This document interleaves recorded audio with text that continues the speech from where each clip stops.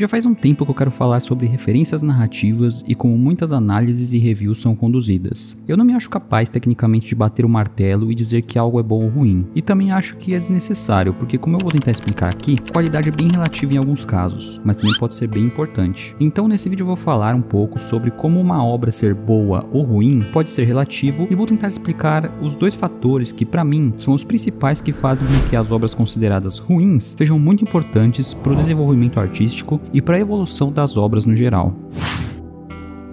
E antes que alguém pense que eu tô querendo insinuar que Chainsaw Man é ruim pela thumb, ou que eu tô usando a obra de exemplo pra algo ruim, eu já deixo bem claro que não é esse o ponto do vídeo. Chainsaw Man é uma das minhas obras favoritas e pra mim uma das melhores peças de ficção já escritas. Você pode me chamar de fanboy. E eu ainda quero muito fazer um vídeo pra falar melhor sobre isso, mas ainda não é o momento. O ponto é que o tema desse vídeo é muito bem explorado em Chainsaw Man, o que me deu a ideia pra fazer esse vídeo e por isso as referências. A ideia veio de toda a reflexão causada pela forma como a Makima trata os filmes ruins como um contraponto aos filmes bons e diz que se não fossem os filmes ruins, nós não saberíamos apreciar os bons. Mas para começo de conversa, o que seria um filme bom e o que seria um filme ruim? O que determina isso? E sim, o primeiro ponto que eu vou abordar aqui é justamente isso. A qualidade de uma obra sempre é subjetiva e nós acabamos desenvolvendo critérios para avaliar objetivamente a qualidade delas. Por isso, independente do gosto pessoal, é possível sim dizer se uma obra é boa ou ruim tecnicamente. É claro que nada impede que ainda assim você continue gostando de uma obra classificada como ruim. Eu mesmo gosto de muitas coisas que tenho plena consciência de serem ruins,